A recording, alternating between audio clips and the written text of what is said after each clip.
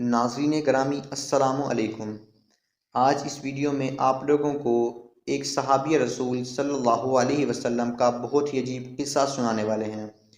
جس سے قبل آپ لوگوں سے ایک چھوٹی سی درخواست ہے کہ ہمارے اس چینل کو سبسکرائب کر دیں تاکہ اس چینل پر آنے والی ہر نئی ویڈیو کا نوٹیفیکیشن آپ تک پہنچ سکے۔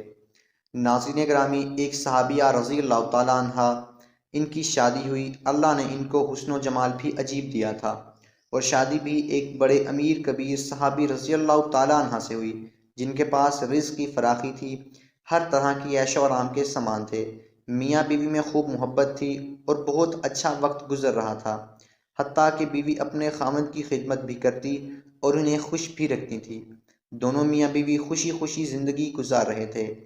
ایک رات خاوند سو چکا تھا، بیوی پانی کا پیالہ لے کر کھڑی رہی، حتیٰ کہ جب ان کی دوبارہ آنکھ کھلی تو دیکھا بیوی پانی لے کر کھڑی ہے۔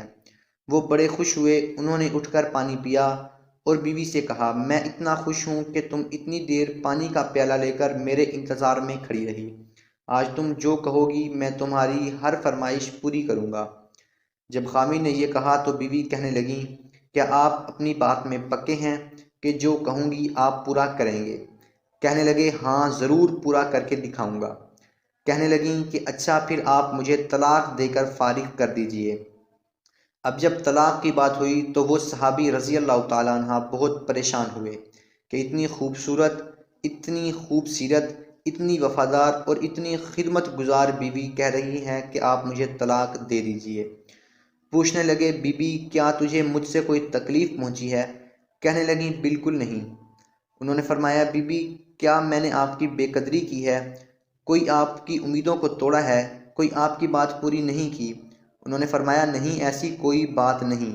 انہوں نے فرمایا، کیا آپ مجھ سے خفا ہیں؟ کیا آپ مجھے پسند نہیں کرتی؟ کہنے لگیں، یہ بات بھی نہیں ہے، آپ کو پسند کرتی ہوں، محبت کرتی ہوں، اسی لیے خدمت کرتی ہوں۔ آپ نے کہا تھا میں آپ کی بات کو پورا کروں گا، لہٰذا آپ مجھے طلاق دے کر فارغ کر دیں۔ وہ صحابی رضی اللہ تعالیٰ عنہ حیران ہیں کہ کول بھی دے بیٹھے ہیں۔ کہنے لگے، اچھا صبح ہوگی تو نبی کریم صلی اللہ علیہ وسلم کی خدمت میں جائیں گے اور آپ صلی اللہ علیہ وسلم سے جا کر فیصلہ کروا لیں گے۔ وہ کہنے لگیں، اچھا۔ چنانچہ دونوں میاں بیوی رات کو سو گئے۔ صبح ہوئی تو بیوی کہنے لگیں کہ چلو جلدی چلتے ہیں۔ دونوں میاں بیوی گھر سے نکلے تھے کہ خاوند کا کسی وجہ سے پاؤں اٹکا اور وہ نیچے گرا اور ان کے جسم سے خون نکلنے لگا۔ بیوی نے فوراً اپنا دوپٹہ پھاڑا اور خاوند کے زخم پر پٹی باندھی۔ اس کے بعد اس کو سہارا دیا اور کہنے لگیں، چلو گھر واپس چلتے ہیں، میں آپ سے طلاق نہیں چاہتی۔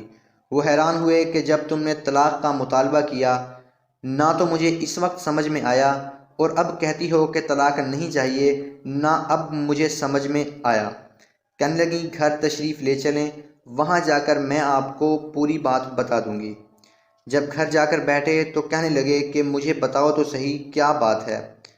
کہنے لگیں، آپ نے چند دن پہلے نبی کریم صلی اللہ علیہ وسلم کی ایک حدیث سنائی تھی کہ جس بندے سے اللہ رب العزت محبت کرتے ہیں، اس بندے کے اوپر اس طرح پریشانیاں آتی ہیں جس طرح پانی اونچائی سے ڈھلان کی طرف آتا ہے۔